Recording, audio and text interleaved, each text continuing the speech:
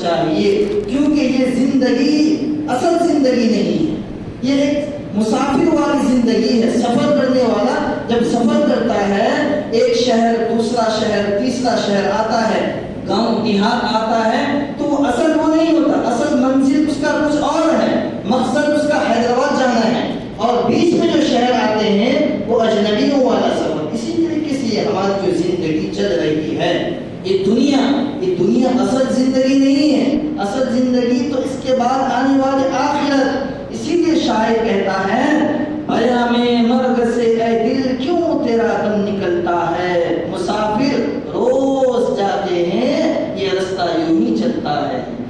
پیام مرگ موت، مرگ من موت، پیام من خبر، موت کی خبر سے، پیام مرگ سے اے دل کیوں تیرا دم نکلتا ہے، مسافر روز جاتے ہیں یہ رستہ یوں ہی چلتا ہے۔ مومن کبھی ہوتا نہیں موت سے خائف، ایمان کا جوہر ہے بس اللہ سے ڈرنا، عمل سے زندگی پر غافلوں کا فخر کرنا ہے۔ یہ جینا کوئی جینا ہے جس کے ساتھ مرنا ہے، ایک دن مرنا ہے، آخر موت ہے، کر لے جو کرنا ہے، آخر موت ہے۔ جگہ جی لگانے کی دنیا نہیں ہے، یہ عبرت کی جا ہے، تماشا نہیں ہے، ایک دن مرنا ہے، آخر موت ہے، کر لے جو کرنا ہے، آخر موت ہے۔ میرے دوستوں، موت ہر جاندار کے لیے، کس کے لیے؟ غور سے سن لیں، توجہ کے ساتھ۔ موت ہر جاندار کے لیے کتنا بھیانک اور کیسا خطرناک لفظ ہے کہ موت سے ہر شخص بھاگتا ہے، بچہ ہو یا بچی، جوان ہو بوڑھا ہو یا بوڑھی، مرد ہو یا عورت، جھوپڑیوں میں رہنے والا ہو یا کوٹھیوں میں رہنے والا ہو، شہروں کا رہنے والا ہو دیہاتوں کا رہنے والا ہو، مسافر ہو یا مقیم ہو، عالم ہو جاہل ہو، کالا ہو گوڑا ہو، ہر ایک موت کی اس تلخ حقیقت کو سننا گوارا نہیں کرتا۔ کوئی موت کی آواز کو سننا نہیں چاہتا، اس کے باوجود موت آتی ہے۔ کوئی چاہتا ہے کیا؟ کوئی بھی نہیں چاہتا کہ مجھے موت آئے، میں مر جاؤں، نہیں چاہتا۔ اس کے باوجود موت آئے گی، ہر ایک کے پاس آئے گی، آتی ہے۔ ہم نے دیکھا، آپ نے دیکھا، دیکھتے ہیں، دوست احباب رشتہ داروں میں آپ نے دیکھے ہوں گے، بہت سال چلے گئے، نہیں ہے دنیا میں، میدان خاموشہ میں ہیں، وہ گئے تو گئے، وہ سوئے اٹھے نہیں، وہ ان کی آنکھیں بند ہیں، دوبارہ ان کی آنکھیں کھلی نہیں۔ موت ہر ایک کے پاس آتی ہے۔ کبھی تو موت جوانی میں آتی ہے اور ماں کی آرزو کو خاک میں ملا کر رکھ دیتی ہے، اور کبھی موت بڑھاپے میں آتی ہے اور ہزاروں کی تمناؤں پر پانی پھیر دیتی ہے، اور کبھی موت بڑھاپے میں آتی ہے۔ مقصد یہ ہے کہ موت ہر ایک کو آئے گی، فرق اتنا ہے کہ آج ان کی باری ہے، کل ہماری باری ہے کہ نہیں؟ آج ان کی باری ہے، کل ہماری باری ہے، ان کو آئی، ہمیں بھی آئے گی۔ اسی کو اللہ تبارک تعالیٰ نے قرآن کریم میں فرمایا، قُلْ إِنَّ الْمَوْتَ الَّذِي تَفِرُّونَ مِنْهُ فَإِنَّهُ مُلَاقِيكُمْ ثُمَّ تُرَدُّونَ إِلَىٰ عَالِمِ الْغَيْبِ وَالشَّهَادَةِ فَيُنَبِّئُكُم بِمَا كُنتُمْ تَعْمَلُونَ۔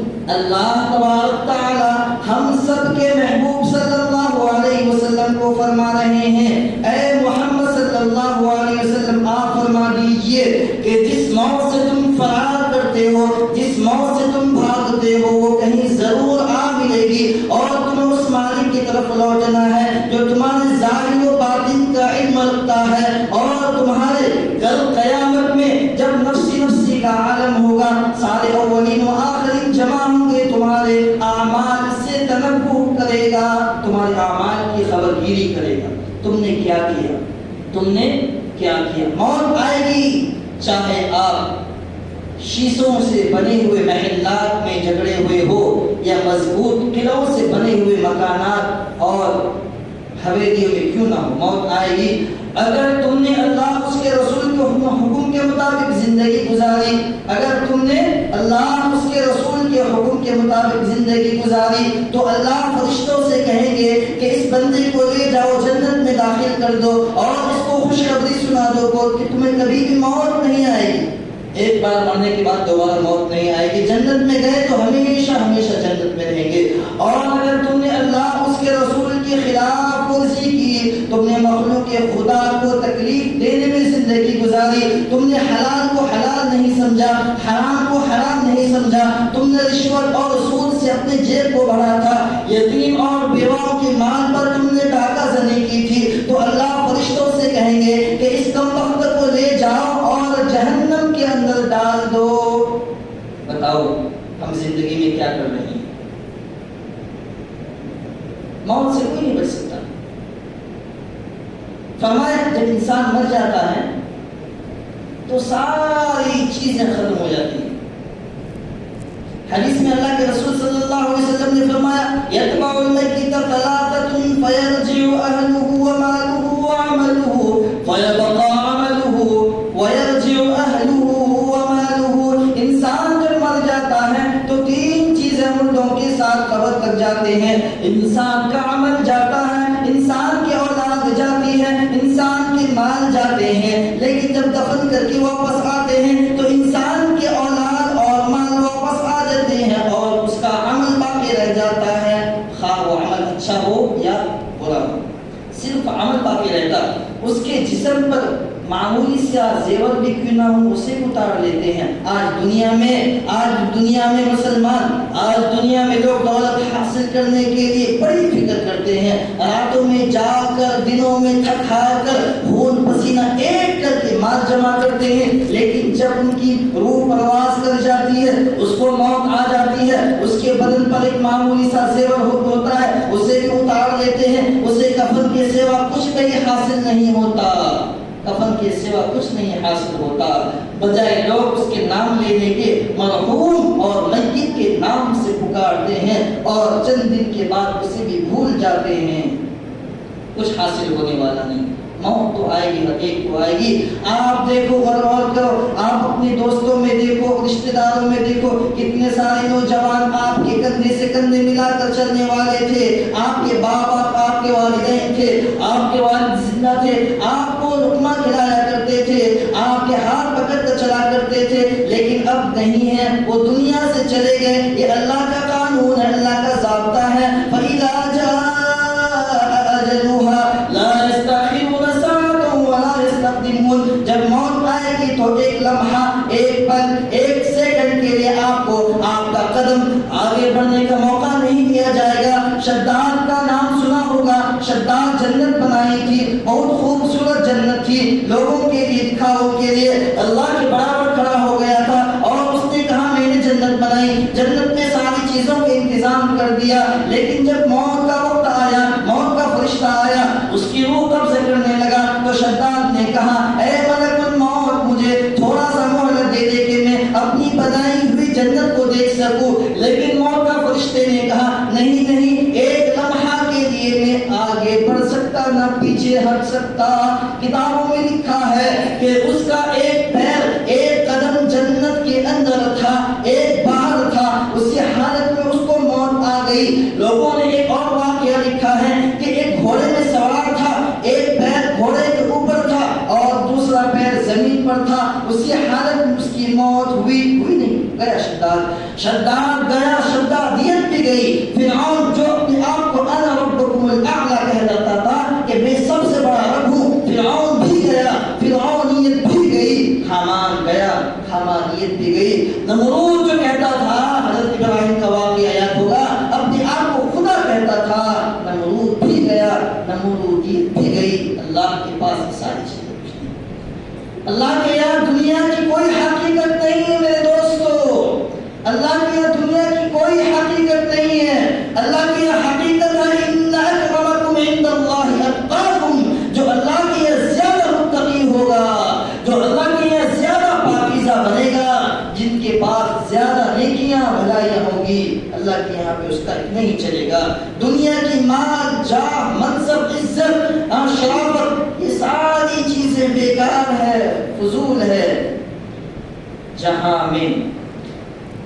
میں ہے عبرت کے ہر سو نمونے, جہاں میں ہے عبرت کے ہر سو نمونے، میرے خاک میں اہل شان کیسے کیسے. جہاں میں ہے ہر سو نمونے، میرے خاک میں اہل شان کیسے کیسے مل گئے مٹیوں میں. جہاں میں اہل شان کیسے کیسے مکی ہو گئے لامکاں کیسے کیسے. عبرت کی جا ہے، جگہ جی لگانے کی دنیا نہیں ہے، یہ عبرت کی جا ہے، تماشا نہیں ہے.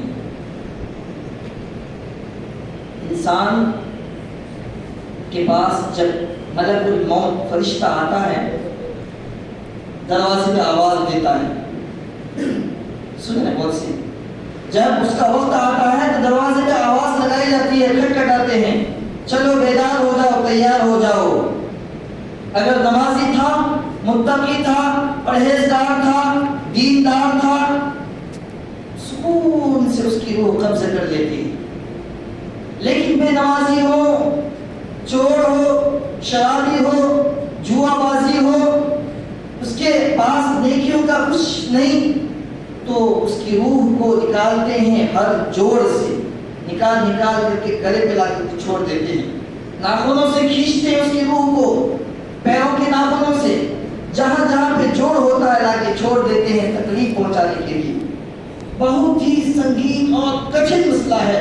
اتنا کٹھن مسئلہ ہے، حضرت مریم علیہ السلام سے پوچھا گیا کہ موت کا ذائقہ کیسا ہے. مریم علیہ السلام ایک نبی کی ماں ہے اور نیک صالحہ خاتون، تو اس نے کہا کہ میرے مرے ہوئے 500 سال ہو گئے لیکن موت کا ذائقہ اب تک نہیں گیا. کتنا خطرناک ہے. تو روح کو قبضہ کرتے ہیں، ویسا کھینچتے ہیں اور گلے پہ لا کر کے چھوڑ دیتے ہیں. آپ نے دیکھا ہوگا بہت سارے لوگوں کو، کسی کی آنکھ کھلی رہتی ہے، کسی کی آنکھ کھلی رہتی ہے اور بہت سارے واقعات ہوتے ہیں مردوں کے ساتھ. سب سے بڑی وجہ یہ ہے کہ موت کی اس تلخ اور حقیقت، موت کی اس سختی کو برداشت کرنے کے قابل نہیں ہوتے، جس کی وجہ سے اپنی حالت کو بگاڑ دیتے ہیں. تو نمازی ہے تو سکون کے ساتھ، بے نمازی ہے تو بد سکون کے ساتھ اس کی روح کو قبضہ کیا جاتا ہے اور پھر اسے جنت کی لباس، جنت کی خوشبو، جنت کی نعمتیں پہنا دیا جاتا ہے. اور ان کو جب قبر میں دفن کر دیے جاتے ہیں، دفن کرنے کے بعد جب 40 قدم وہاں سے ہٹ جاتے ہیں تو فرشتے آتے ہیں منکر نکیر سوال کرنے کے لیے. یہ قبر کی پہلی منزل.